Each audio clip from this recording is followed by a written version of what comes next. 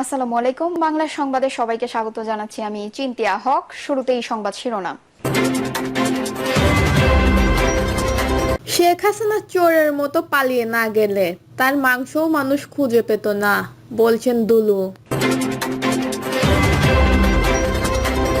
এদিকে লন্ডনে সাংবাদিকদের প্রশ্ন, কেন নির্বাচিত সরকারের হাতে বিচারের দায়িত্ব ছেড়ে দিচ্ছেন না প্রধান উপদেষ্টা। জানাবো, বাংলাদেশে আর কোনো দিনের ভোট রাতে হবে না, বলছেন অ্যাটর্নি জেনারেল। গোটা জাতি লন্ডনের দিকে তাকিয়ে আলোচনার মাধ্যমে নির্বাচনের তারিখের সিদ্ধান্ত, বলছেন রিজভী।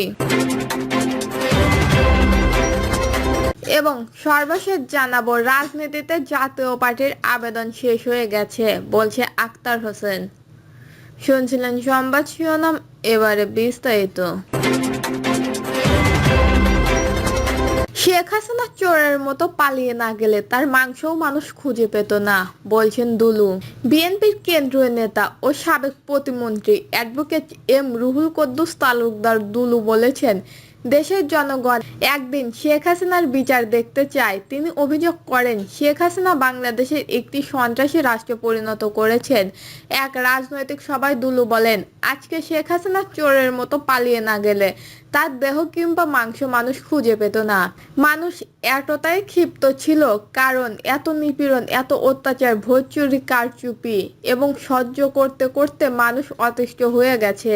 তিনি আরো বলেন, শেখ হাসিনার পিতা শেখ মুজিবুর রহমান কবর দেওয়া হয়ে গেছে, কিন্তু শেখ হাসিনা পালিয়ে জীবন বাঁচিয়েছেন।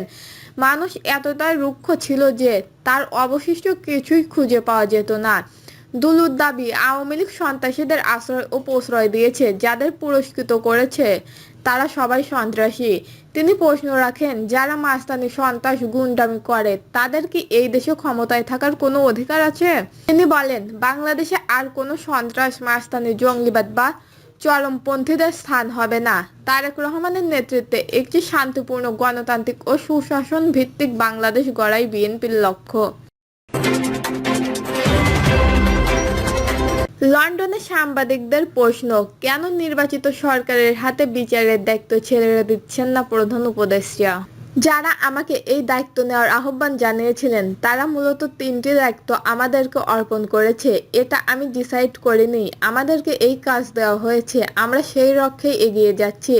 আগামী জাতীয় নির্বাচন বিষয়ে এক প্রশ্নের জবাবে প্রধান উপদেষ্টা বলেন, সব দলের অংশগ্রহণে একটি অবাধ, সুষ্ঠু ও নিরপেক্ষ নির্বাচন অনুষ্ঠিত হবে। নির্বাচনের মাধ্যমে যে সরকার গঠিত হবে সেটিতে কোনো দায়িত্বে থাকার ইচ্ছা নেই। বর্তমান সারা বিশ্বে চলমান অর্থনৈতিক মান্দার মধ্যে কিভাবে দেশের অর্থনীতি সামাল দিচ্ছেন এমন প্রশ্নের জবাবে প্রধান উপদেষ্টা বলেন, এটা মূলত আমাদের জন্য অনেক কঠিন একটা কাজ। সারা বিশ্ব এই সমস্যার মধ্য দিয়ে যাচ্ছে, আমরাও যাচ্ছি। আমাদের ইকোনমি বর্তমান অবস্থা নেগেটিভ। প্রতিনিয়ত বিগত সরকারের গ্রহণ করা ঋণ এবং মেগা প্রজেক্টের জন্য অনেক বিল পরিশোধ করতে হচ্ছে, এটা একটি বড় সমস্যা। ডক্টর ইউনূস আরও বলেন, আমাদের প্রকাশিত শ্বেতপত্রে বিগত সরকারের দুর্নীতির পরিমাণ উল্লেখ করা হয়েছে, যেখানে বলা হয় বিগত 17 বছরে $234 বিলিয়ন পাচার করা হয়েছে। এইভাবেই মূলত আমাদের রিসোর্সগুলো পাচার করা গিয়েছে।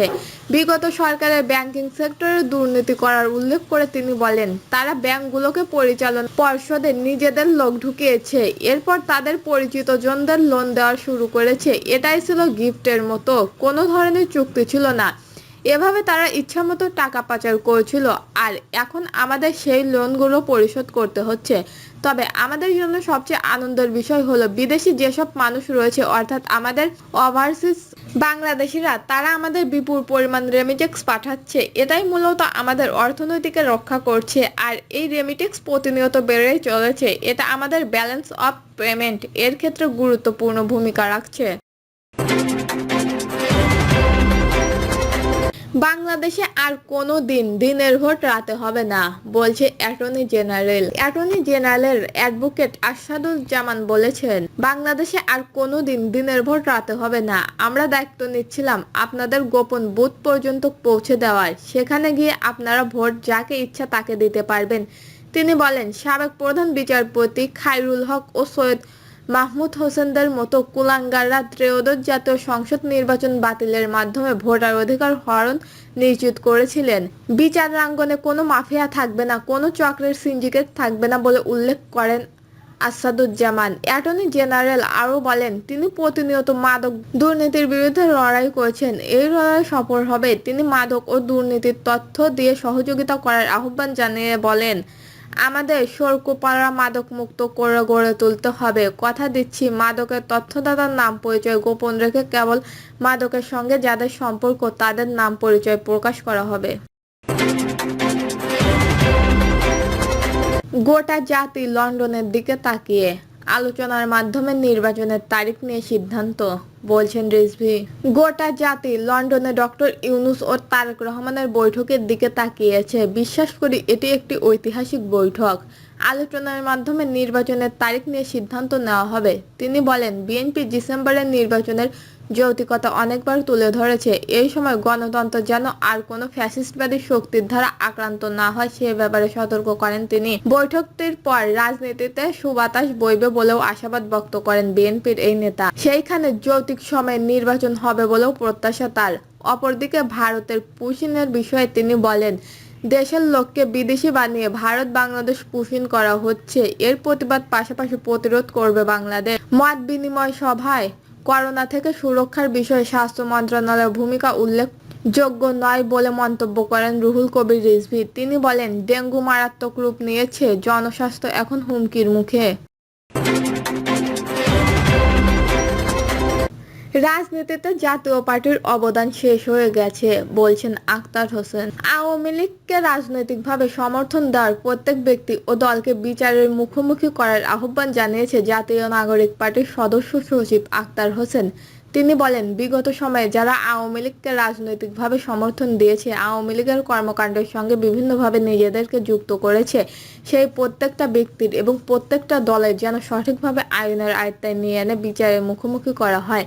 আখতার হোসেন বলেন, জাতীয় পার্টি বিগত সময়ে আওয়ামী লীগের দালাল হিসেবে ভূমিকা পালন করেছে। আওয়ামী লীগ মানুষের ভোটাধিকার হরণ করে যে ফ্যাসিস্টবাদ কায়েম করেছিল, সেই স্বৈরতন্ত্র কায়েম করেছিল, তার প্রধানতম রাজনৈতিক সহযোগী ছিল জাতীয় পার্টি।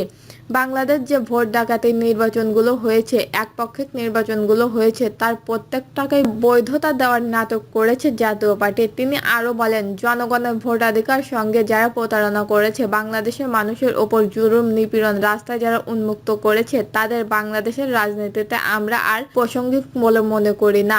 এনসিপি সদস্য সচিব বলেন, বাংলাদেশের রাজনৈতিক জাতীয় পার্টির যে জাতীয় আবেদন এটা শেষ হয়ে গেছে।